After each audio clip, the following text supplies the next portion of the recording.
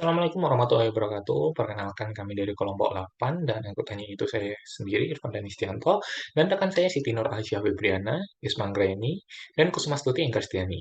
Kami akan mempresentasikan hasil PGBL Manajemen Keuangan Internasional yaitu analisis exposure valuta asing dan strategi mitigasi pada perusahaan multinasional Indonesia dengan studi kasus pada PT Barito Pacific Tbk atau BNPT. Untuk agendanya yaitu terdiri dari profil perusahaan, analisis exposure valuta asing, volatilitas nilai tukar, strategi hedging, analisis risiko negara, serta temuan dan rekomendasi.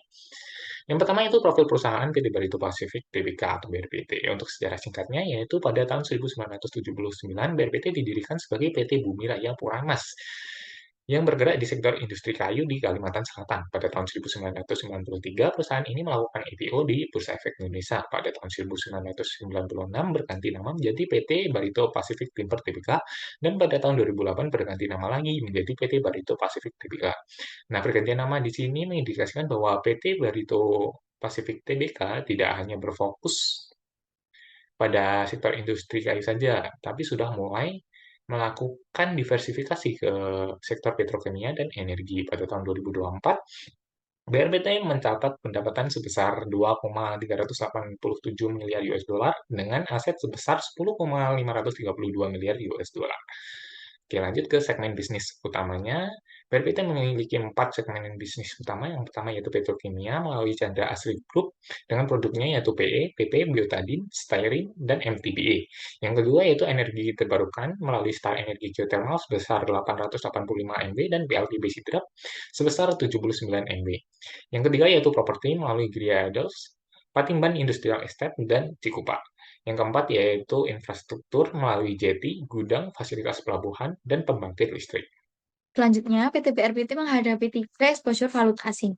Yang pertama yaitu exposure transaksi yang bersumber dari utang obligasi senilai 934,4 juta US dollar, kemudian utang bank jangka pendek dan jangka panjang dalam USD, kemudian piutang usaha falas sebesar 279,8 juta USD. Selain itu, adanya impor nafta dan bahan baku lain dalam USD.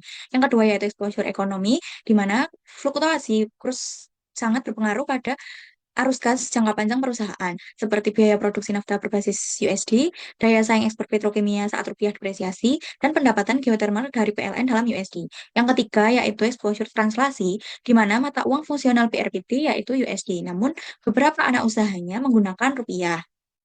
Sehingga penjabaran laporan keuangan dengan kurs berjalan menghasilkan selisih kurs yang diakui di OCA.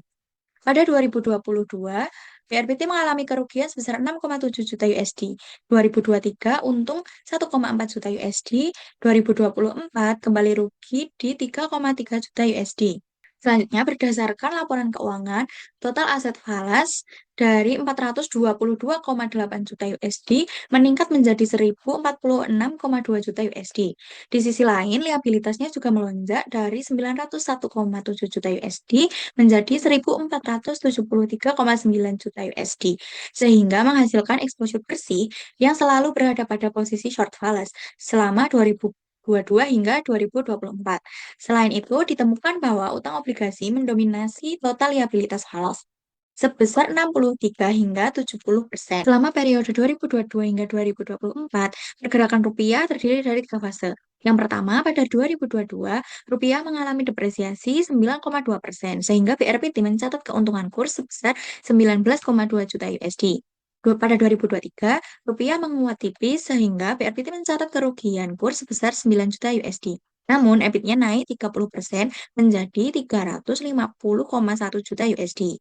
Pada 2024, rupiah kembali melemah sebesar 2,6%, sehingga BRPT mencatat keuntungan kursnya sebesar 13,9 juta USD, dan EBIT-nya sebesar 14,2%, dan laba bersihnya berada pada posisi terbaik sebesar 122,9 juta USD. Baik, pada bagian selanjutnya yaitu mengenai strategi lindung nilai. Di sini kami membandingkan antara dua instrumen yaitu forward contract dan juga currency option.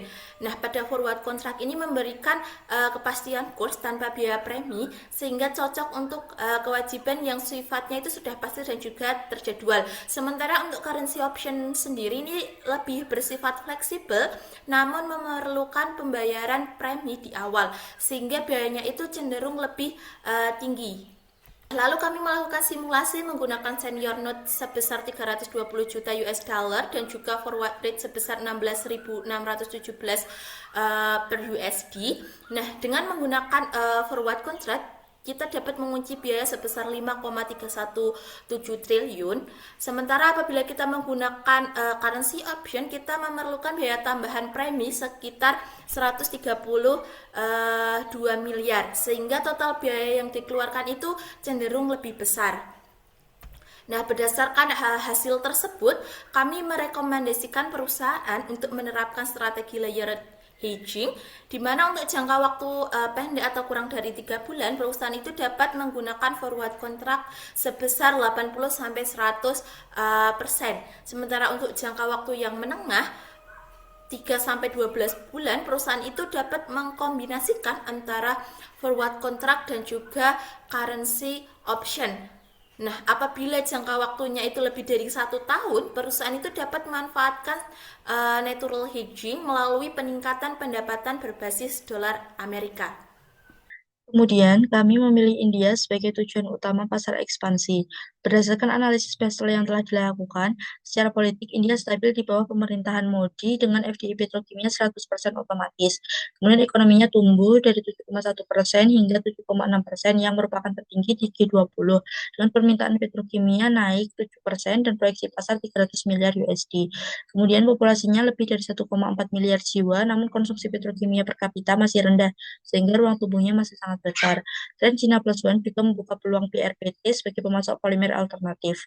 Di sisi lingkungan, target 500 gigawatt non-fosil pada 2030 menjadi peluang langsung bagi setara energi geotermal.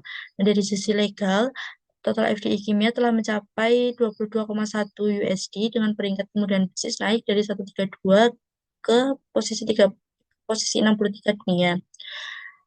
Kemudian dilakukan country risk scorecard dengan membandingkan 3 negara, yaitu India, Brazil, Afrika Selatan, dengan kriteria yang digunakan yaitu potensi pasar, kerangka hukum, risiko nilai tukar, risiko politik, risiko ekonomi, dan juga stabilitas politik. Di mana India mendapatkan skor tertinggi sebesar 4,20 karena konsistensi di angka 4 untuk hampir semua dimensi dan nilai sempurna di angka 5 untuk potensi pasar. Kemudian Brazil menempati posisi kedua dengan skor 3 karena pasarnya besar, tetapi BRL yang terdepresiasi lebih dari 27% yang menjadi hambatan utamanya. Kemudian untuk Afrika Selatan berada di posisi ketiga dengan skor 2,55 karena PDB hanya tumbuh sebesar 0,6% dengan tingkat pengangguran 32,6% dan risiko politik pasca pemilu 2024 masih sangat tinggi. Kemudian karena India dipilih sebagai prioritas utama, strategi masuk yang kami lakukan dibagi menjadi 3 fase, di mana fase pertama pada 0-2 tahun dilakukan ekspor polimer via distributor lokal dengan USD invoicing penuh untuk memitigasi risiko nilai tukar sejak awal. Kemudian di fase kedua, dari tahun kedua hingga tahun kelima, dilakukan joint venture di kawasan PCPIR dengan memanfaatkan insentif pajak dan FDI otomatis dengan kapasitas yang menyesuaikan pertumbuhan permintaan 7-8% per tahun. Kemudian di fase ketiga atau di atas 5 tahun dilakukan investasi langsung energi terbarukan dengan memanfaatkan kompetensi start energi geothermal untuk mendukung target 500 gigawatt non-fosil India pada tahun 2030. Baik, berdasarkan hasil analisis, ini terdapat 4 temuan utama, yaitu BRPT memiliki posisi short fallacy yang konsisten, sehingga perusahaan itu tetap terpapar oleh risiko nilai tukar.